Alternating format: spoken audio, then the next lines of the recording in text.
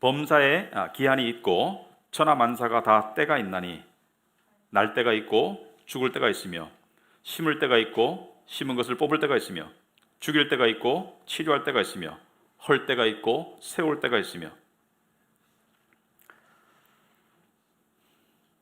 돌을 울 때가 있고 웃을 때가 있으며 슬퍼할 때가 있고 춤출 때가 있으며 돌을 던져버릴 때가 있고 돌을 거둘 때가 있으며 안을 때가 있고 안는 일을 멀리할 때가 있으며 찾을 때가 있고 잃을 때가 있으며 지킬 때가 있고 버릴 때가 있으며 찢을 때가 있고 꿰맬 때가 있으며 잠잠할 때가 있고 말할 때가 있으며 사랑할 때가 있고 미워할 때가 있으며 전쟁할 때가 있고 평화할 때가 있느니라.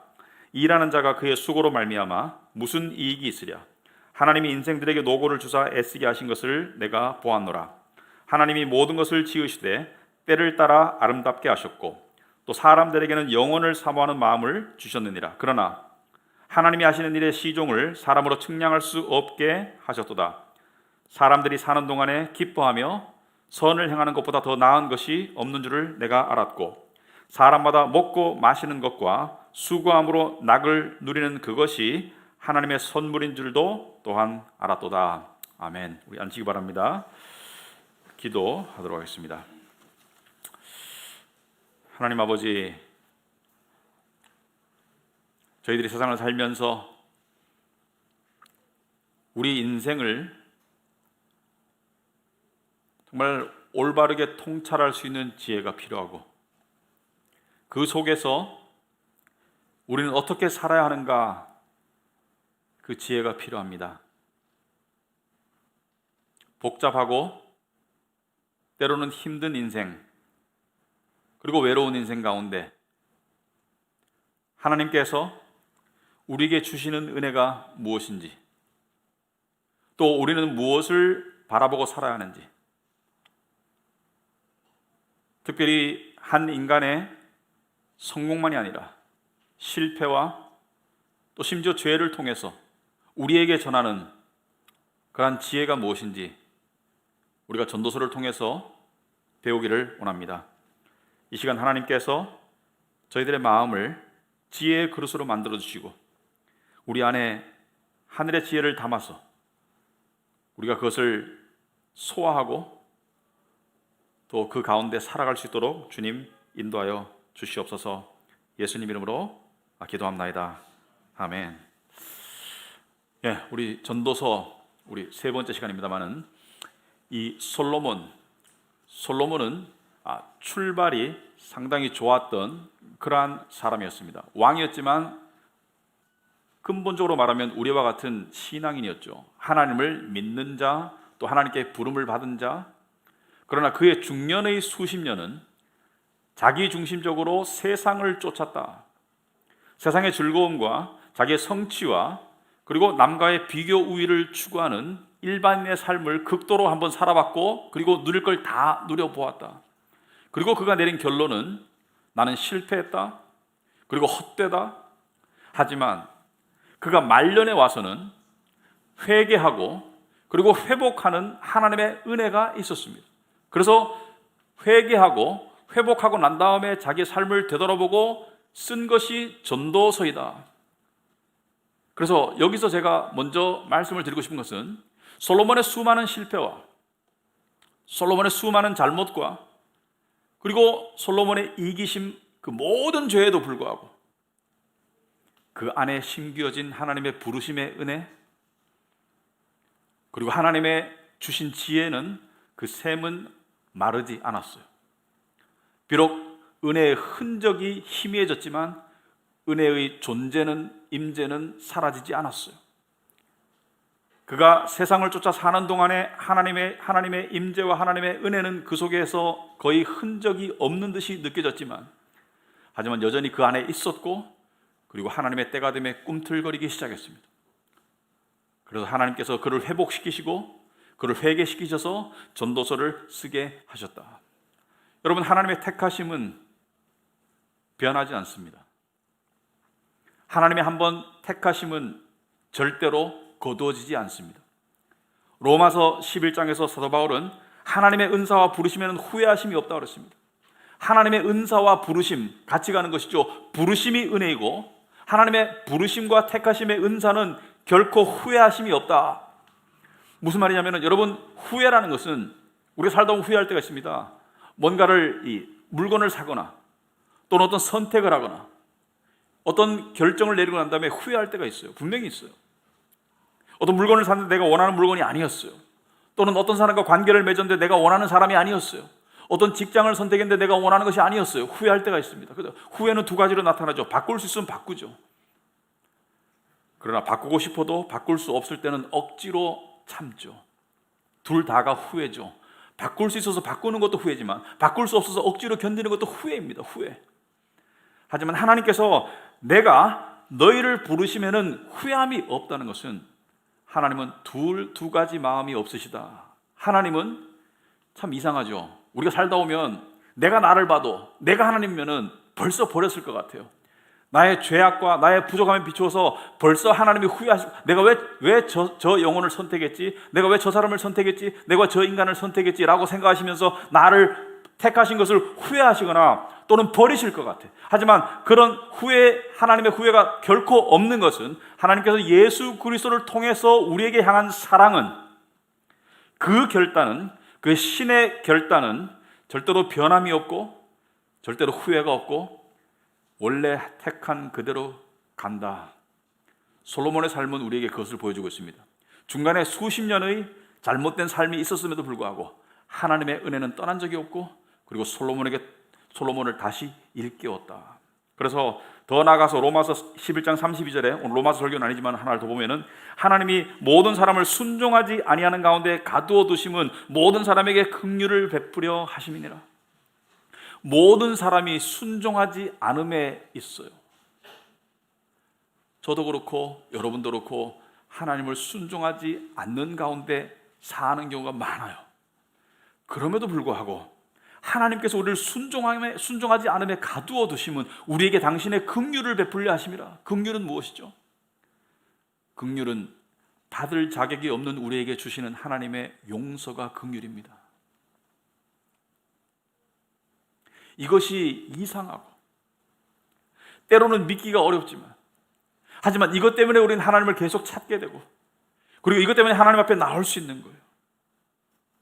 비록 여러 가지 실수와 실패와 죄로 인해서 솔로몬의 삶이 꼬였지만 그의 안에 하나님의 은혜의 흔적이 희미해졌지만 결코 사라지지 않았어요. 왜냐하면 하나님의 은혜는 인간의 노력과 인간의 행위에 의해서 주어지는 것이 아니라 오직 하나님의 신의 선택이기 때문에 하나님이 한번 선택한 영혼은 절대 버리지 않고 떠나지 않는다는 것을 우리 솔로몬의 삶을 통해서도 알 수 있고 더 놀라운 것은 나중에 솔로몬이 육신적으로 연약해지고 늙고 병들었을 때 하나님의 은혜가 다시 꿈틀거리기 시작했고 그를 회개시키고 회복시켰어요. 그래서 때로는 아픈 것도 은혜가 될 수 있습니다. 때로는 좌절과 실패도 은혜가 될 수 있습니다. 왜? 아프지 않고 삶이 잘 나갈 때는 그 교만한 마음이 하나님의 은혜를 받을 수 있는 준비가 안 되기 때문에. 어쨌든 간에 솔로몬은 그 지혜의 잔재를 통해서 하나님의 은혜의 흔적을 통해서 다시 살아나서 그리고 자신이 하나님이 주신 지혜로 자신의 삶을 통해서 깨달은 중요한 사실들을 오늘 본문을 통해서 이야기하고 있는데 오늘은 조금 내용이 많습니다. 그래서 시간이 긴 건 아닌데 내용이 많아요. 사실 3편 정도 설교를 하면 좋겠는데 그렇게 못한 것이 후회스럽습니다. 오늘은 하나님에 관한 2가지를 이야기하고 우리 적용에 관한 2가지를 이야기하겠다. 하나님에 관한 2가지를 먼저 이야기하고 우리 삶에 관한 적용을 2가지 이야기하겠습니다. 첫째, 하나님에 관한 2가지 속성을 이야기하겠는데 그 첫째는 하나님의 절대 주권입니다. 많이 들어보셨지만 또 들어도 다 깨달아지지 않고 놀라운 교리죠. 절대 주권. 그 절대 주권의 아름다움. 2번째, 하나님의 알 수 없으심. 거기에 대해서 우리가 먼저 살펴보도록 하겠습니다. 자, 오늘 솔로몬은 1절부터 8절까지의 자신이 삶을 살면서 하나님이 주신 지혜를 가지고 자신이 삶을 살면서 이것을 깨달았다고 이야기하고 있습니다. 뭐냐면은 1절에 큰 대전제가 천하 만사가 다 때가 있고 기한이 있더라. 천하 만사가 다 때가 있고 기한이 있더라. 그리고 2절부터 8절까지는 예를 든 것이죠. 날 때가 있고 죽을 때가 있다. 태어날 때가 있고 죽을 때가 있다. 심을 때가 있고 뽑을 때가 있다. 사랑할 때가 있고 미워할 때가 있고 평화할 때가 있고 전쟁할 때가 있고 천하만사가 다 때가 있더라. 그리고 기한이 있더라. 이것은 무엇을 말하냐면은 세상에서 일어나는, 우리 삶에서 일어나는 여러 가지 일들과 이 세상에서 일어나는 모든 일들이 하나님이 정하신 때에 일어난다는 것을 말합니다. 여기에는 좋은 일도 있고 좋지 않은 일도 있어요. 우리가 원하는 일도 있고 원하지 않는 일도 있어요. 사람들은 우리가 선택하고 노력해서 일이 일어난다, 일이 잘못된다 이렇게 생각하지만은 하나님의 절대 주권은 우리의 선택과 노력을 통해서 역사하지만 하나님의 정하신 뜻이 일어납니다. 무슨 말이냐면은 노력하고 선택하지 않는 사람은 없습니다. 세상을 사는 것은 마치 물 위에 떠 있는 것과 같아요. 아무 노력도 하지 않으면 가라앉을 수밖에 없기 때문에 인간은 본능적으로 그리고 환경적으로 끊임없이 움직일 수밖에 없어요. 여기 안 움직이고 살 수 있는 사람 아무도 없습니다. 먹고 살기 위해서, 생존하기 위해서 씻고 먹고 일하고 공부하고 아이 키우고, 그러니까 자신의 삶을 방치하고 살 수 있는 사람은 없어요.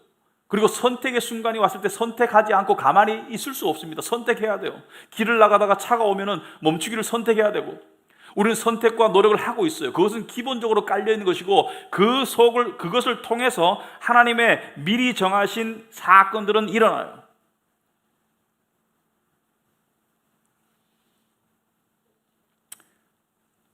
그래서 하나님을 믿지 않는 사람들은 인간의 노력과 선택이 주도적으로 자기의 인생을 움직인다고 착각하지만 하나님을 믿어 나가다 보면 그게 아니고 하나님의 정하신 일들이 정하신 때에 일어난다는 것을 깨닫게 됩니다. 솔로몬은 이것을 깨달았어요. 그리고 오늘 이 3절에서도 말고 9절에 또 이야기합니다. 9장 11절에 여러분 중국에 나와 있습니다만은 9장 11절에 내가 다시 해 아래에서 보니, 다시 본다는 것은 깨닫고 또 깨닫고 해 아래에서 보니 빠른 경주자들이라고 선착하는 것이 아니고, 빨리 간다고 먼저 도착하는 것도 아니고, 용사들이라고 전쟁에 승리하는 것이 아니며, 지혜자들이라고 음식물을 얻는 것도 아니고, 명철자들이라고 재물을 얻는 것도 아니며, 지식인들이라고 은총을 입는 것도 아니니 이는 시기와 기회는 그들 모두에게 임함이니라. 모든 인간에게, 모든 인류에게 때와 기회가 임한다. 여기서 말하는 기회는 뭘 잘할 수 있는 기회가 아니고 하나님의 어떤 일을 이루시는 그 순간이 임한다는 뜻이에요.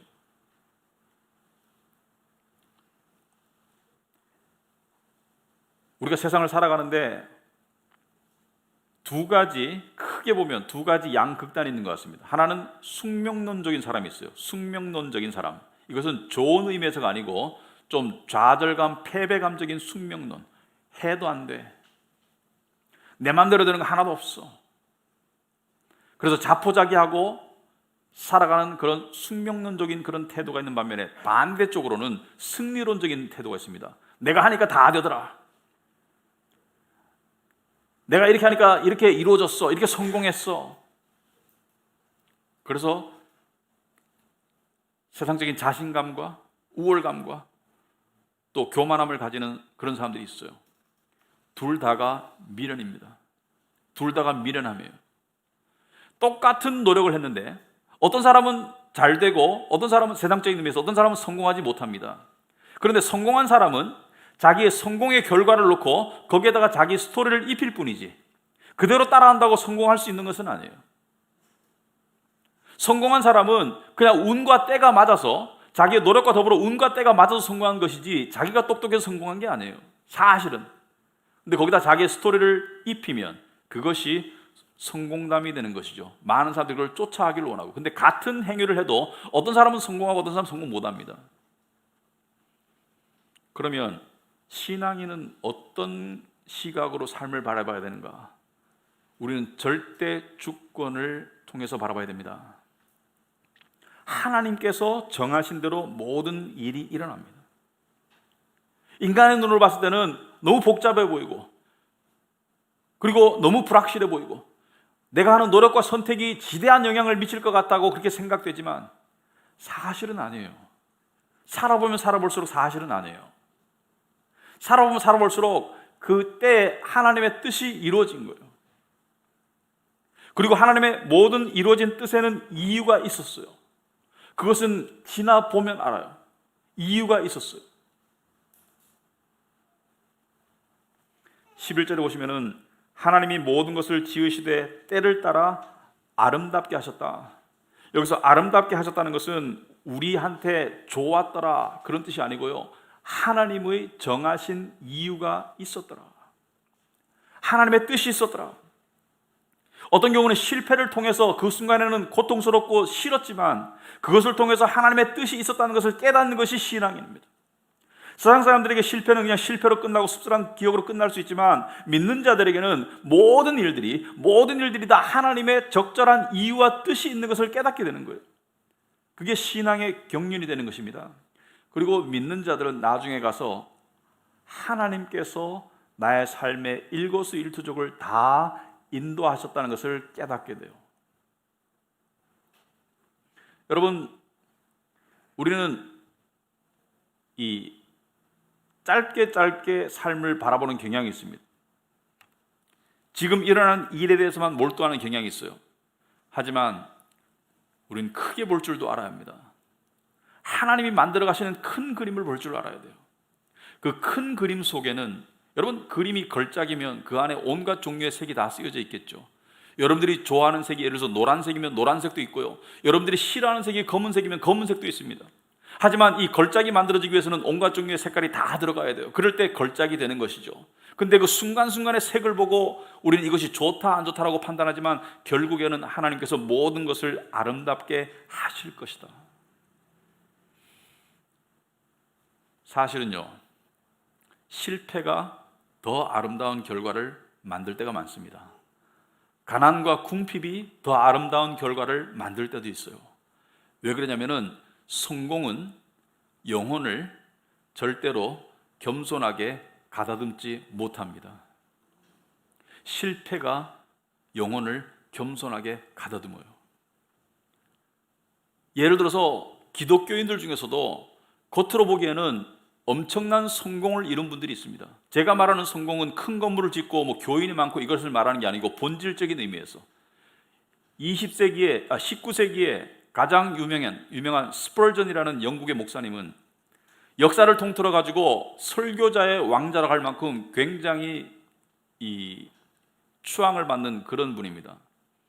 17세에 담임 목사가 되었어요. 그 당시에도 있을 수 없는 일입니다. 19세에 영국의 유서 깊은 큰 교회의 담임 목사가 됩니다. 19세에 신학도 안 했는데 19세에 담임 목사 된다는 것은 큰 교회, 200년 가까이 된 교회에 담임 목사 된다는 것은 있을 수 없는 일이에요.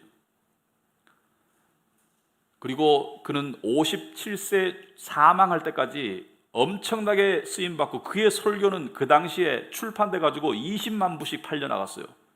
영국만이 아니라 미국 그리고 유럽 전역에 팔려나갔어요. 그런데 그는 어떻게 겸손할 수 있었을까? 심각한 류마티스 통풍이 주기적으로 찾아왔어요. 30대부터. 그래서 때로는 몇 주간 걸을 수도 없었고 때로는 침대에 누워서 몸을 뒤척일 수 없어서 일주일 동안 한 자세로 있고 사람들이 움직여주고 그런 고통의 시간을 겪었고, 그리고 극심한 고통은 인간에게 화로 나타나거나 우울증으로 나타나는데 이분에게는 우울증으로 나타났어요. 극심한 우울증으로. 자신과 결혼했던 자신에게 헌신적이었던 아내는 27년간 전 결혼 생활과 생애를 통틀어서 약 20여 년간 주일 예배를 못 나갔어요. 왜냐하면 환자여서 아팠기 때문에. 하나님을 여전히 섬기고 일을 해나갔지만, 그래서 그 상황만 놓고 보면은 왜 이 하나님께 쓰임받는 사람이 때로는 몇 주씩 밖에 나가지도 못하고 끙끙 앓으면서 나가서 설교하면 은혜를 끼쳐주는 사람인데 왜 이렇게 갇혀있도록 하실까? 왜 하셨을까? 끝나고 보면 이 이유가 보이죠. 하나님께서 그 위대하게 쓰임받은 사람을 낮추시기 위해서 고통도 허락하시다. 아름답게 하기 위해서. 아름답게 하기 위해서. 얼마나 많은 사람들이 자기의 영광을 추구합니까? 하지만 스펄전은 자기의 영광을 추구하지 않고 하나님의 영광을 추구했어요. 왜? 자신의 나약함과 덧없음을 알기 때문에. 하나님의 절대 주권이 우리의 삶을 움직이고 있습니다. 여러분, 너무 아둥바둥하지 마세요. 세상살이에 너무 아둥바둥하지 마세요. 직장이 필요하면 기도하시되 아둥바둥하지 마세요. 사업이 잘 안 되면 기도하시되 아둥바둥하지 마세요. 군인이 되면 국방부 시계가 흘러가듯이 이 세상의 시간도 흘러가고 있습니다. 너무 아둥바둥하지 마세요. 두 번째, 하나님의 알 수 없으심. 여러분 11절 후반부에 보시면은 그러나 하나님이 하시는 일의 시종을 사람으로 측량할 수 없게 하셨도다. 어떤 하나님이 하시는 그 일, 하나님이 하시는 일의 시종을 사람이 측량할 수 없다, 사람이 깨달을 수 없게 하셨다는 것은 하나님조차도 우리가 알 수 없는 분이라는 것을 이야기하고 있습니다. 무슨 말이냐면 우리 기독교인은 하나님을 알아요. 하나님을 알고 믿어요. 하지만 우리는 하나님을 몰라요. 제가 가장 가볍고 측은하게 생각하는 사람들이 하나님에 대해서 꿰뚫고 있다는 식으로 말하는 사람들이에요. 많이 배웠거나 목사거나 간증을 통해서 하나님을 마치 손바닥 안에 놓고 보는 것처럼, 내가 이렇게 하니까 하나님이 이렇게 하셨고, 하나님을 내가 자기 자신이 마치 이 체스 게임을 두듯이 그렇게 하나님을 파악하고 있는 것처럼 이야기하는 사람인데 참 측은합니다. 절대로 불가능해요. 우리는 하나님을 알 수 없어요. 무슨 말이냐면은 인간은 유한하고 하나님은 무한합니다. 유한한 존재가 하나님을 알 수 있는 것은 하나님이 알려주시는 만큼 알 수 있어요. 하지만 하나님은 무한하다는 것은 우리가 아무리 알아도 하나님을 꿰뚫는 것에 근접하는 것이 아니라 알면 알수록 하나님을 꿰뚫는 것과 멀어지는 것이에요. 이론적으로, 느낌적으로. 무슨 말이냐면은 제가 신학교를 갔습니다. 40살 때 신학을 공부하고 싶었어요. 그래서 미국으로 유학을 갔습니다. 아시는 분은 아시겠지만은 제가 박사학위까지 했어요. 자랑하려고 하는 것이 아니고요. 그렇게 공부를 했습니다. 그런데 너무 좋았습니다. 거기서 정말 얻어지는 성경적인 진리가 너무 좋았어요. 특별히 언약 신학이 너무 좋았습니다. 하나님과 우리의 관계가 언약으로, 깨어질 수 없는 언약으로 맺어졌다는 것이 너무 좋아서 우리 교회 이름이 카비넌트 언약이라는 뜻이거든요. 하나님에 관한 진리, 또 십자가를 바라보는 여러 가지 이 신앙의 선배들의 깨달음, 성령에 관한 성경적인 이해, 조직신학, 너무 좋았습니다. 기독교의 역사. 그런데 이 지식이 늘어나는 그 기쁨이 있는 가운데 시간이 지날수록 깨달아지는 게 있었습니다. 하나님을 아는 것이 늘어나는 만큼 하나님에 대한 저의 무지에 대한 자각도 인식도 함께 늘어난 것을 느꼈어요. 참 놀라웠습니다. 하나님을 요만큼밖에 모를 때는 내가 하나님에 대해서 얼마나 모르는지를 많이 몰랐어요. 하지만 하나님을 아는 것이 늘어날수록 무지의 영역도 늘어나더라. 무한한 하나님을 알아갈수록 아는 것이 많아지는 것은 좋은 것이죠. 하지만 아는 이 파이가 커질수록 이 파이의 끝 저변은 하나님에 대한 무지에 대한 인식과 자각이죠. 그러므로 익은 벼가 고개를 숙인다는 말이 맞아요. 우리가 우주에 대해서 아무리 아는 지식이 들어도 우주의 끝을 모르는 그 인식은 늘어날 뿐이죠. 천지 만물은 하나님을 나타내는 도구이다. 우리는 하나님을 알아요. 알려주시는 만큼 알고, 구원받을 수 있도록 알고, 또 우리의 삶 가운데 적용할 수 있도록 아는 것은 감사하나 하나님에 대해서 모르는 부분도 너무 많아요. 예를 들어서 죄의 기원을 설명할 수 있는 사람은 아무도 없습니다. 죄가 어디서 왔어요? 하나님이 죄를 싫어하시고 죄 때문에 우리가 타락하고 죄 때문에 예수님이 오셔서 우리를 대신해 죽으셨다는 이 내용은 알지만 죄의 기원에 대해서 모릅니다. 몰라요. 안다고 생각하는 사람 착각하는 거예요. 2000년 동안 못 푸는 숙제입니다. 신명기 29장 29절에 감추어진 일은 우리 하나님 여호와께 속하였거니와, 감추어진 일이라는 것은 하나님에 대해서 모르는 부분들은 하나님에 속한 것이고 우리가 알 수 없어요. 지금 그러나 나타난 일은, 하나님께서 우리에게 말씀과 성령으로 나타난 일은 영원히 우리와 우리 자손에게 속하였나니, 이 신명기에서 모세는 분명히 구별하고 있죠. 감추어진 일과 나타난 일이 있다. 나타난 일은 말씀과 하나님의 역사를 통해서 우리에게 보여진 것이고 우리에게 가르쳐진 것이고, 감추어진 것은 여전히 우리가 모르는 영역이다. 그러나 이 하나님에 대해서, 하나님에서 모른다고 해가지고 하나님을 안 믿는 것이 아니라 오히려 하나님에 대한 이 무지의 자각이 하나님을 더 경외하게 만드는 것이 신앙이라고 생각합니다. 여러분, 아이가 부모를 신뢰하지만 유치원생이 부모를 알겠어요? 부모를 꿰뚫어 알겠어요? 모르죠. 음식은 어디서 오며, 아버지는 어떤 일을 하시며, 엄마는 자기에 관한 무슨 마음을 가졌는지 아이가 꿰뚫어서 부모를 믿는 것은 아니죠. 그냥 부모니까 믿는 것이죠. 마찬가지로 우리도 하나님을 꿰뚫어 알지는 못해요. 하나님이 알려주신 만큼 알 수 있을 뿐이지, 하지만 하나님에 대한 무지에 대한 자각은 그분을 향한 경외심으로 작용할 수 있다. 우리는 그분을 경외하죠. 왜? 하나님은 끝을 알 수 없는 분이다. 그러므로 하나님에 대해서 꿰뚫어 알려고 하지 마세요. 하나님에 대해서 꿰뚫어 알아야 믿을 수 있다고 생각하지 마세요. 알려주신 것만으로도 충분히 믿을 수 있고, 그리고 하나님에 관해서 여러분이 모르는 것이 많은 것이 정답입니다. 저도 몰라요. 알아갈 뿐이지. 하지만 알아가면 알아갈수록 하나님에 대해서 몰라요. 사실 우린 코로나가 왜 발생했는지도 모릅니다. 어떻게 발생했는지도 모르고, 그리고 언제 끝날지도 몰라요. 백신이 나올지 안 나올지도 모르고요. 우리가 생각할 때 1급 정보에 가까이 할 수 있는 세계적인 정치 지도자들도 하는 말이 다 우매한 소리죠. 언제 나올 것이다, 거짓말을 하죠. 그리고 코로나에 대해서 뭐 아는 것처럼 얘기하죠. 근데 몰라요. 하지만 믿음은 이것입니다. 하나님이 안다는 것을 믿는 거예요. 하나님이 아신다는 것을 내가 믿는 게 믿음입니다. 여러분의 삶의 미래에 대해서 여러분 모릅니다. 누가 여러분의 미래를 맞춰준다, 환상을 봤다, 다 거짓말이에요. 내일을 몰라요.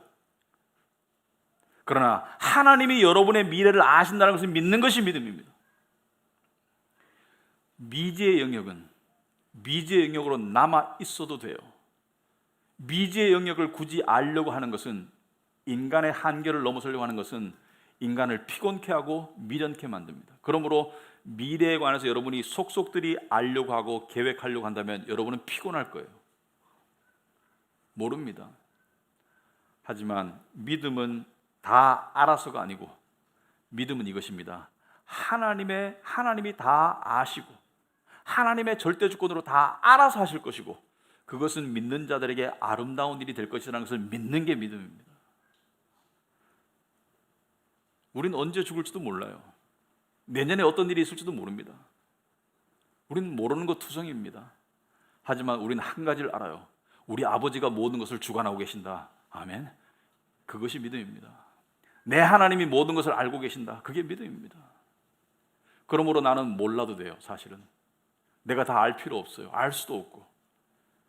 저는 제가 고백 하나 하건데, 목사로서 정말 힘든 한 1, 2개월을 지지난주 정도까지 보냈습니다. 왜 힘들었냐면은 지금 코로나 때문에 벌어지는 이 상황이 너무 못마땅했어요. 그리고 하나님께 대한 이런 마음이 들었습니다. 이게 교회에 무슨 덕이 됩니까? 이게 하나님을 예배하는 영광에 무슨 덕이 됩니까? 왜 이러한 상황이 생겨가지고 우리가 이렇게 방해를 받아야 됩니까? 하나님, 이게 코로나가 무슨 덕이 되겠습니까?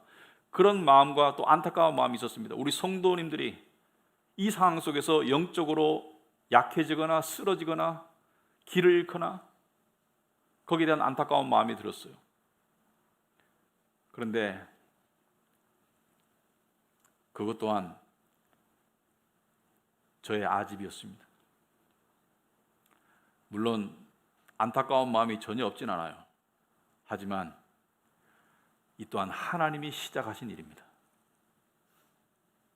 그리고 하나님이 정하신 때만큼 일어날 거예요. 그리고 이것을 통해서도 하나님의 분명한 뜻이 있을 겁니다. 이것을 통해서도 하나님의 교회를 향한 하나님의 선하신 뜻이 있을 겁니다. 하나님께서는 무언가 어떤 일을 하고 계십니다. 하지만 우리가 그걸 다 알지 못해도 상관없어요.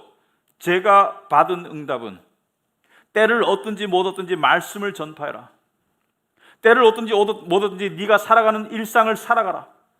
여러분도 마찬가지죠. 지금 상황이 여러분에게 어떤 불확실성을 초래하고 여러분이 다 이해할 수 없어요. 하지만 여러분에게 주어진 삶을 하나님께서 여러분에게 주신 삶을 그냥 성실히 살아가시는 것이 하나님의 뜻입니다.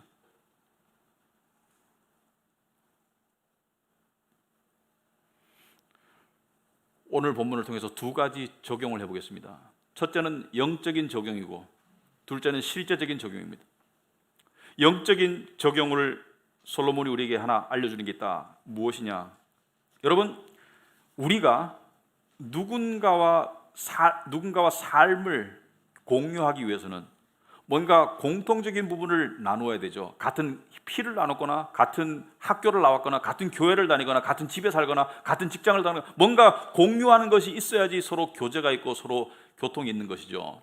근데 하나님께서 우리에게 공유하신 속성들이 있습니다. 아까 말한 하나님의 알 수 없으심은 우리와 공유한 속성이 아니에요. 우리는 유한해요. 하지만 하나님께서 우리에게 당신의 사랑을 공유하셨고, 그리고 오늘 솔로몬 우리에게 영원을 공유하셨다. 영원, eternity. 오늘 11절 중간에 보시면은 사람들에게 영원을 사모하는 마음을 주셨다. 영원을 사모하는 마음을 주셨다. 이 영원성, 하나님이 이 세상 어떤 피조물과도 공유하지 않았습니다. 동물도 영원하지 않아요. 여러분이 그 애완동물을 키우시는 분들이 가끔 저한테 묻습니다. 제 강아지가 천국 갈까요? 천국도 안 가고 지옥도 안 갑니다. 동물은 이 세상에서 숨이 끊어지면 존재가 사라져요. 식물도 마찬가지고. 그리고 역사 속에서 절대로 사라질 것 같지 않은 태양과 달과 별들도 다 기한이 있어요. 영원하지 않아요.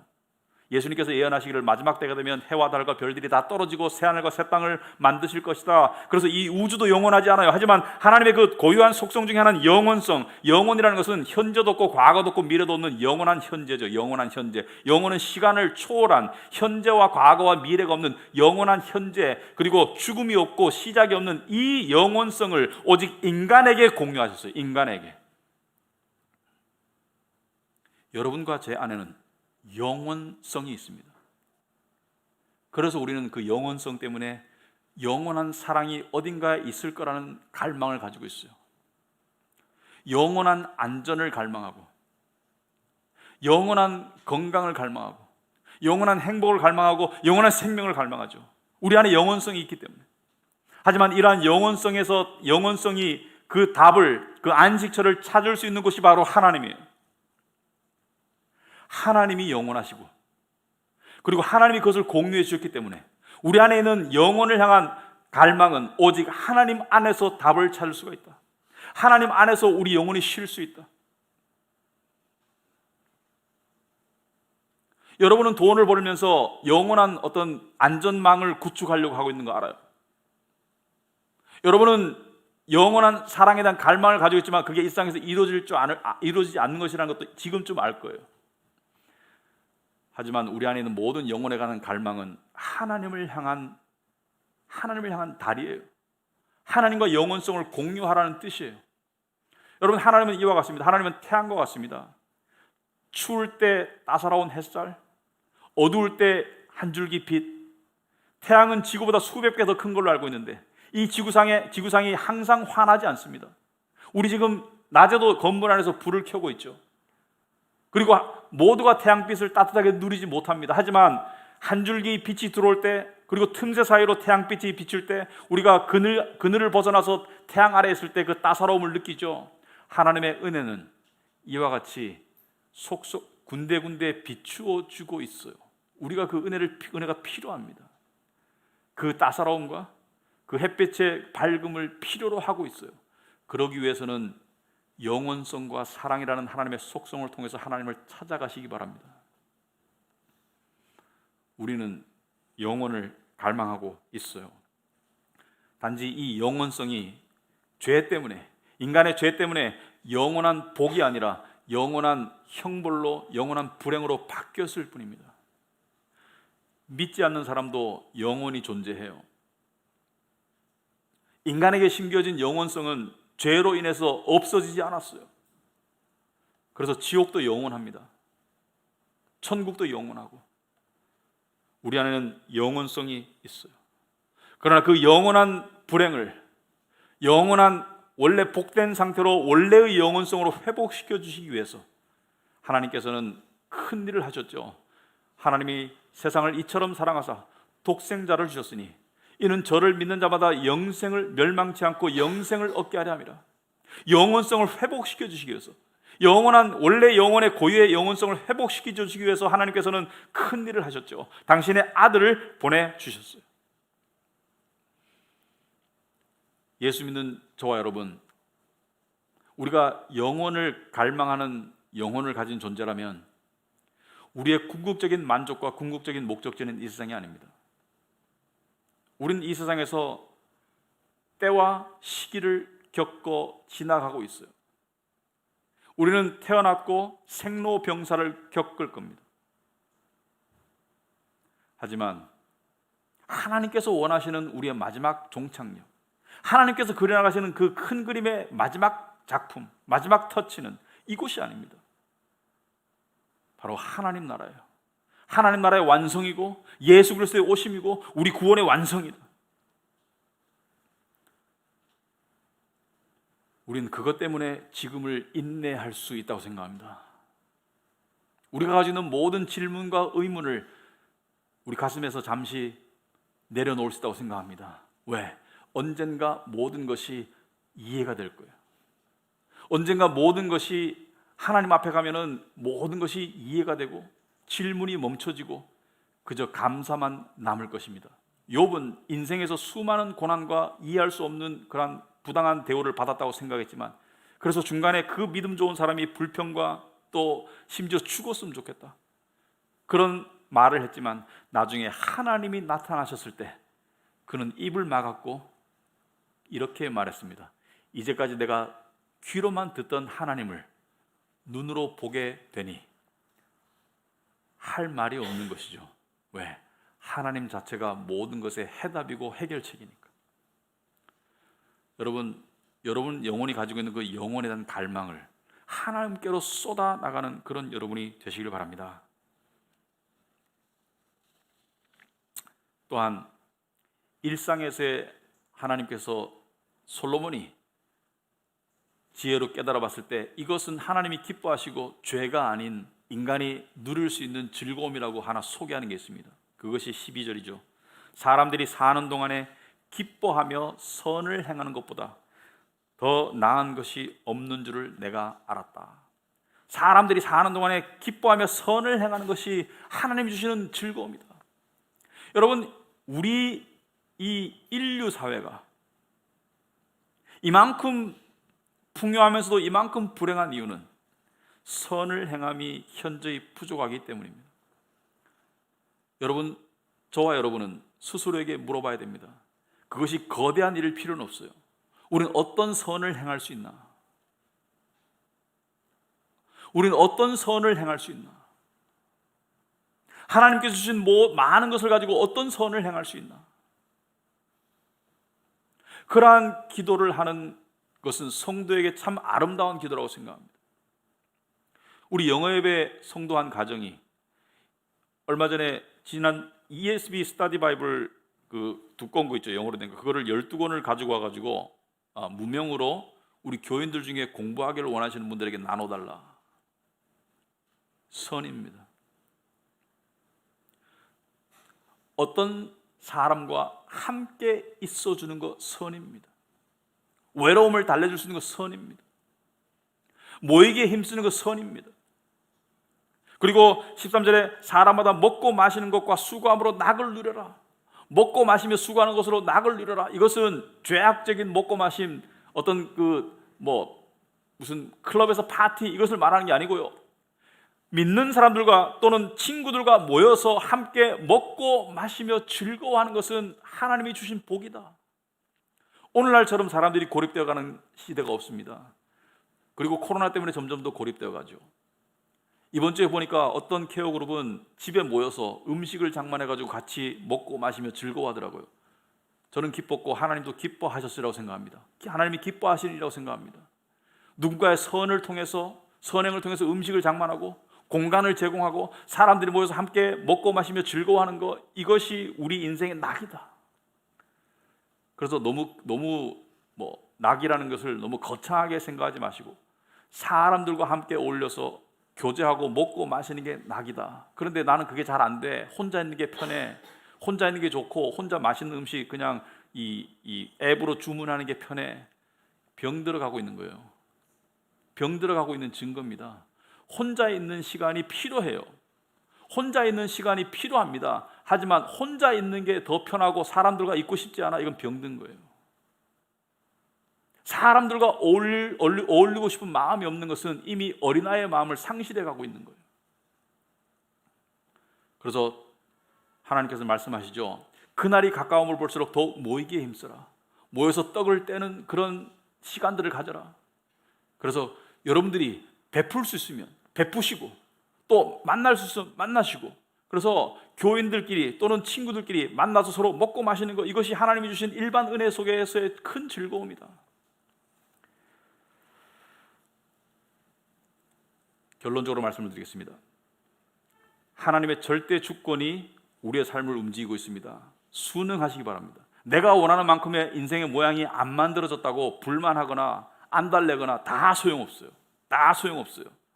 가장 하나님께 아름답고 하나님이 기뻐하시는 영혼은 주어진 상황을 감사히 받아들이고 그 속에서 성실히 살아가는 사람이에요. 나에게 십자가가 주어졌습니까? 그것을 질 수 있는 힘을 하나님이 주실 거예요. 내 육신에 가시가 박혀 있습니까? 그것을 견딜 수 있는 능력을 하나님이 주실 거예요. 주신 가시와 주신 십자가를 견뎌나가면서 자기에게 주어진 삶의 영역 속에서 자기가 할 일을 성실히 해나가는 것이 하나님이 기뻐하시는 삶이고 그것이 만족스러운 삶이다. 두 번째, 하나님을 다 알 수 없습니다. 하나님을 알아가시기 바랍니다. 저도 하나님을 알아가고 여러분에게 전하겠습니다. 하지만 하나님을 다 꿰뚫어 알 수 없음도 또한 우리가 하나님을 경외케 하는 그러한 모양이다. 그래서 때때로 내가 하나님에 대해서 뭘 아는가 그런 생각이 들 때 그런 생각 속에서 너무 좌절하지 마시고 또 하나님을 꿰뚫어 안다는 사람 보고 부러워하지 마세요. 그런 사람은 없습니다. 우리는 하나님이 알려주시는 것을 알아갈 뿐이다. 세 번째, 영원성을 회복해가는 우리가 됐으면 좋겠습니다.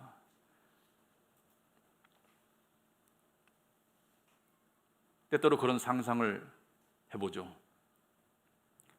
우리가 말로만 듣던 하나님을 만나서 영원한 세계로 들어갈 때, 우리가 지금까지 말로만 들었던 그 복음, 예수 그리스도를 우리 눈으로 볼 때, 우리가 그 복음은 예수님의 이 못 박힌 손과 옆구리 찔리신 그 창에 찔리신 그 옆구리, 그리고 가시 면류관, 그 부활의 예수님의 몸, 그 복음을 눈으로 볼 때